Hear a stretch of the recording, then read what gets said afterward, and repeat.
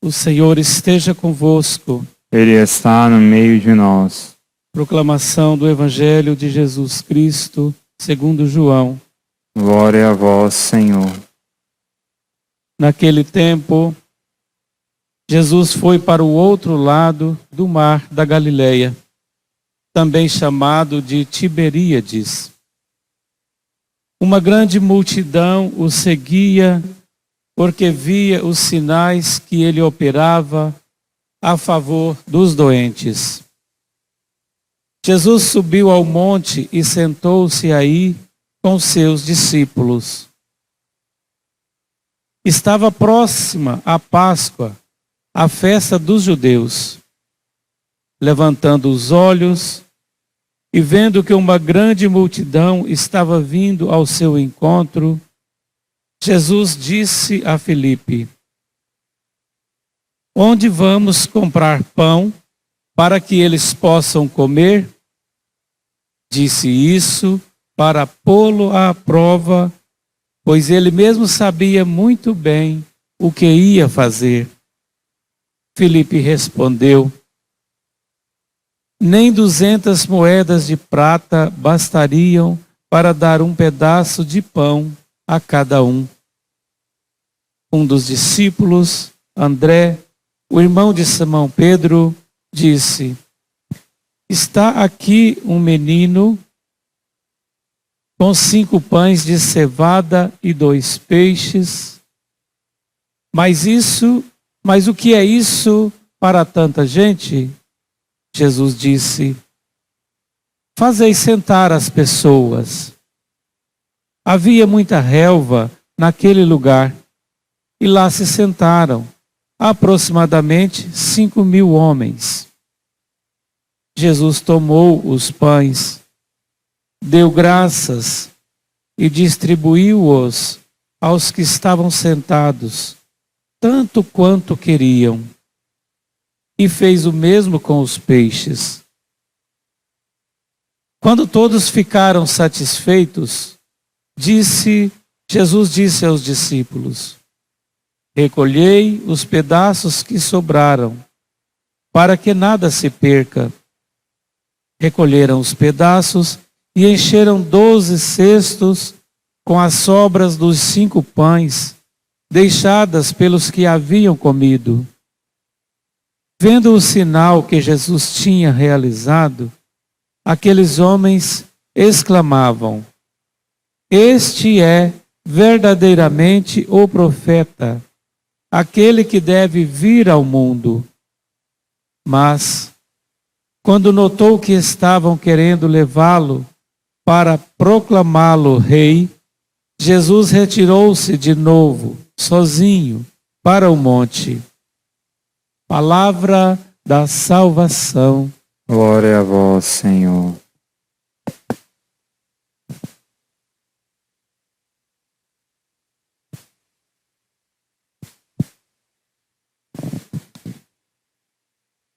Caríssimos irmãos e irmãs, temos aqui algumas leituras para também a gente pode refletir, trazendo para o nosso dia de hoje. Essa passagem de Gamaliel, muito famosa, em que Gamaliel usa de sua sabedoria para iluminar um pouco os perseguidores dos apóstolos, né? Nós temos aqui essa perseguição porque os apóstolos simplesmente curaram um homem, claro, mas curaram em nome de Jesus. Isso deixou os sumos sacerdotes, os judeus irados. E aqui Gamaliel fala algo que serve até para a defesa da nossa igreja até hoje existir. Ele diz que não se deve preocupar com os apóstolos. Porque se aquele fogo todo não for de Deus, acontecerá como a outros que tiveram alguns seguidores, depois morreram e desapareceu. Agora, se for de Deus, não adianta persegui-los, porque vai continuar e vai crescer. Na época, tinha-se corrido a notícia de que os apóstolos tinham escondido o corpo de Jesus, que não foi uma verdadeira ressurreição. Em alguns âmbitos judeus, ateus até, se fala sobre isso. Mas se nós usamos Gamaliel, a sabedoria de Gamaliel, o que sustentaria se realmente os apóstolos tivessem escondido simplesmente? Como que sustentariam tantos mártires nos primeiros 3 séculos? Morrer por uma mentira? E eu, no ano 2021, vivendo um celibato? Por uma mentira? 2000 anos depois? Então essa é uma esperança. Nós estamos vivendo um momento tão tenebroso ultimamente, tão dramático. Eu nunca vi um país tão fora da verdade nas suas autoridades como hoje. É assustador. Mas nós temos que ter a fé que, sendo de Deus, apesar de toda perseguição, apesar de tudo que nós estamos vivendo, se seguimos a Deus, nós seremos fiéis e sustentados pela graça até o último instante.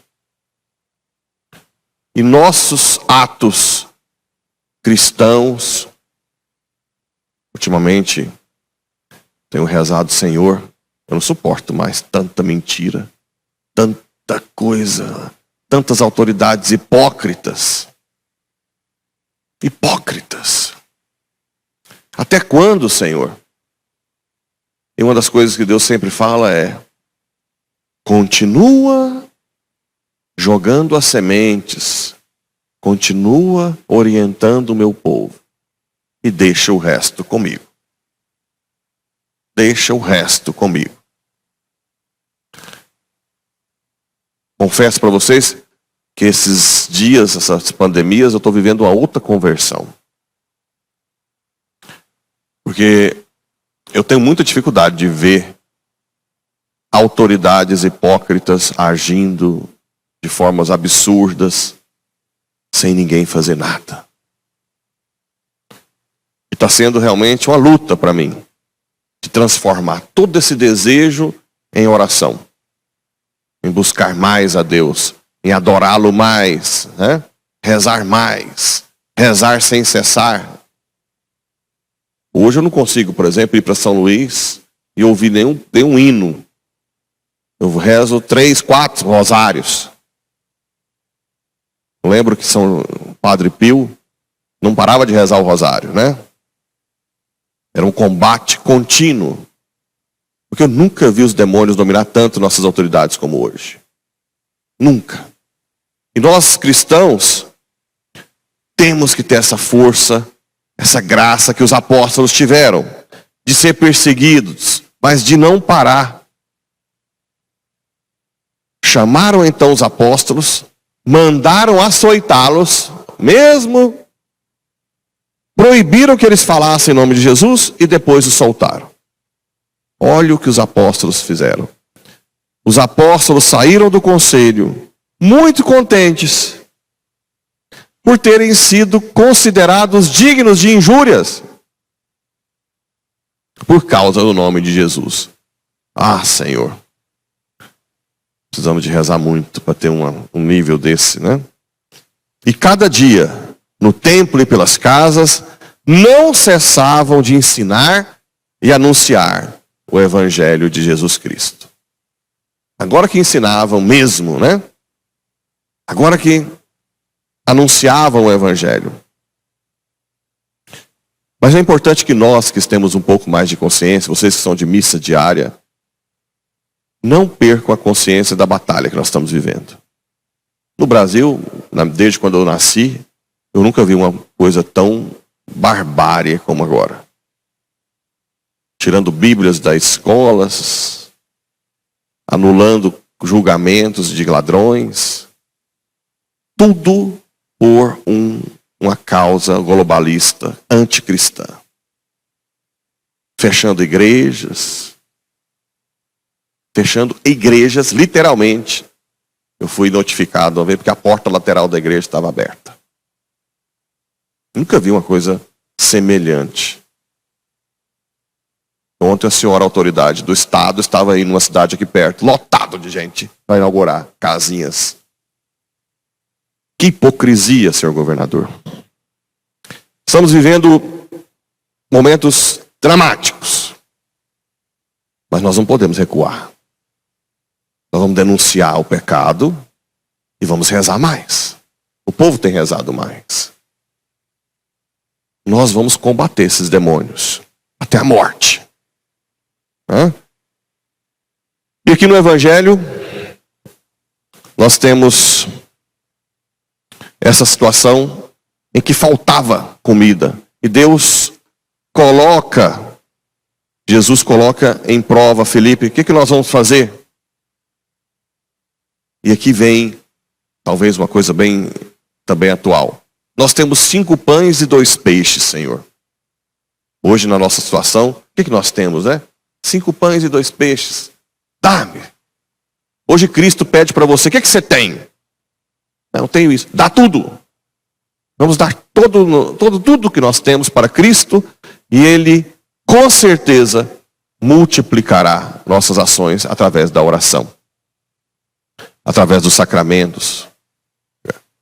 Graças a Deus, a minha agenda de atendimento é impressionante. Abre, já enche de gente. Então, ou buscando confissão, ou direção espiritual, ou às vezes como médico também, né? Tem esse detalhe. Mas o fato é que estão procurando. Estão procurando a Deus. Marca adoração, lota. Marca penitência, participam. Essa paróquia é viva. Mas ainda precisamos mais. Precisamos de mais vida. Queremos uma paróquia lotada de santos, né? Onde esses milagres da multiplicação dos pães, até isso já teve aqui. Uma vez a gente teve, não sei se alguém lembra, de uma janta que a gente deu depois da Romaria, que tinha quase 1.700 pessoas, e nós olhamos na panela e falamos, e agora? O que a gente fez? Começa a servir. Sobrou, né? Então, a paróquia que reza vive isso. Não recuemos na oração, mas também não pensemos que estamos vivendo um momento corrido. Não recuem. Rezem pelo país, rezem pelas autoridades, exorcizem o país. Antes que seja tarde demais. Vamos dar os nossos 5 pães e os 2 peixes. Vou deixar até quem puder. Aqui nós não temos, vou ver se a gente tem. Se a gente compra, para vocês compram. Tem um livrinho que chama 5 pães e 2 peixes. Pequenininho. Do cardeal François Vantuan, um vietnamita, que foi preso como bispo por muitos anos, numa prisão lá comunista. E ele escreveu um livro, 5 pães e 2 peixes. Ele falava como celebrava a missa, usando o seu sangue, como ele tentava ver com os soldados. Hoje ele está enterrado em Roma. Não é beato nem santo ainda, porque o país não permite que as documentações necessárias sejam mandadas para Roma. Mas é um santaço. 5 pães e 2 peixes. Ali nós vamos aprender como viver com pouco, vendo a graça de Deus, fazendo muito do nosso pouco. Que Deus nos abençoe e abençoe nosso país.